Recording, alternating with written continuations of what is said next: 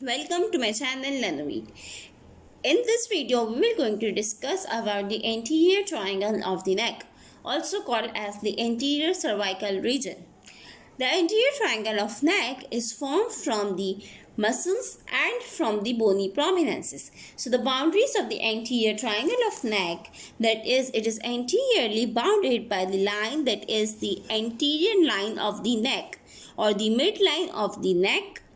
The superior boundary of the anterior triangle is formed from the inferior border of the mandible bone. Here you can see this is the mandible bone forming the superior boundary of the anterior triangle. The anteriorly we have discussed the midline of the neck.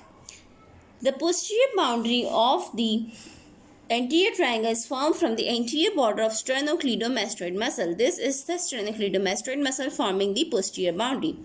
The remaining is the inferior boundary of the anterior triangle of the neck, that is formed from the, you can say the inferior boundary or the apex is formed from the jugular notch of the mandibular sternum that is present anterior to the clavicle. Here there is a presence of a sternoclavicular joint, and the mandibular sternum is the inferior apex of this triangle. Here you can see this is a triangular appearance. This triangular area having the base superiorly at the base of mandible and the apex inferiorly pointing towards the mandibular sternum.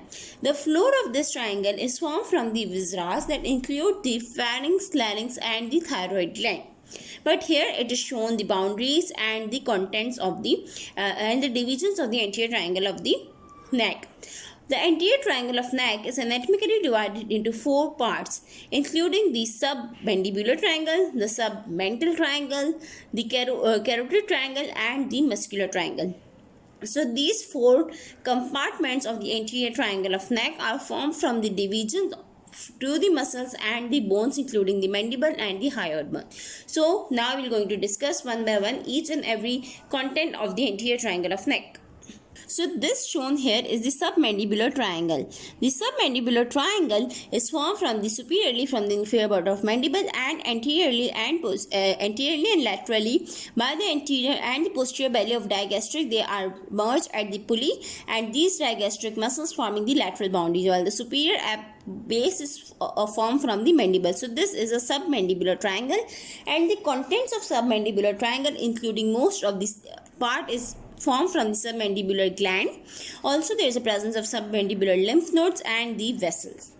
The second component of the anterior triangle of the neck includes the submental triangle. The submental triangle is formed from the anterior midline of the neck joining the midline of the neck. Posterior boundary is formed from the anterior belly of digastric, and inferiorly there is a presence of the hyoid bone. So the boundaries are formed from the anterior belly of digastric, posteriorly midline of the neck and inferiorly by the hyoid bone. The submental triangle having some of the lymph nodes, including the submental lymph nodes, and this submental triangle is not much important because it does not have any important structure, but this is a space formed from the mandibular symphysis superiorly and inferiorly with the hyoid bone. The third triangle we can see, that is the third component of the anterior triangle of neck, includes the muscular triangle. The muscular triangle that is formed anterior to the omohyoid muscle. This is the superior belly of omohyoid muscle. So this muscle is crossing from the attachment of the hyoid bone to the clavicle. This omohyoid muscle that is attached inferior to the hyoid bone is forming the posterior boundary of the muscular triangle, while that of the anterior boundary of the muscular triangle that is formed from the midline of the neck, while that of the posterior boundary is formed from the omohyoid, and inferiorly there is a presence of the sternocleidomastoid muscle. The sternocleidomastoid muscle that is forming the posterior boundary of anterior triangle is also forming the posterior and the inferior boundary of the muscular triangle. So the muscular triangle is attached and covered by 2 muscles, that is a superior belly of the omohyoid and the sternocleidomastoid. They cross posteriorly to the muscular triangle, and this muscular triangle is that's why called as the muscular, because it having the crossing of 2 major muscles of the neck.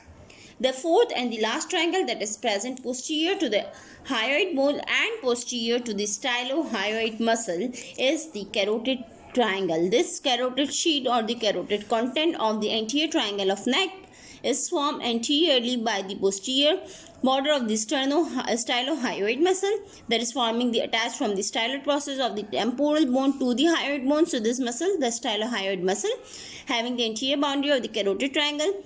Inferiorly or laterally, it is attached with the superior belly of omohyoid, and posteriorly, it is attached by the sternocleidomastoid muscle. So the muscles including the stylohyoid muscle, the omohyoid muscle and the sternocleidomastoid muscle are all forming the boundaries of the carotid triangle. The carotid triangle is important in the anterior compartment or the anterior cervical region of neck because it contains the carotid sheath, and the contents of the carotid sheath in the neck include the internal carotid artery, the common carotid artery, the internal carotid artery, that is a bifurcation from the common carotid artery, the internal jugular vein and the vagus nerve. These all major structures pass through this anterior carotid triangle of the anterior cervical region. Also, some of the viscera may pass into anterior triangle of neck in the compartment that is the muscular compartment. The muscular compartment having the anterior infrahyoid muscles, and it has also the thyroid parathyroid gland attachment.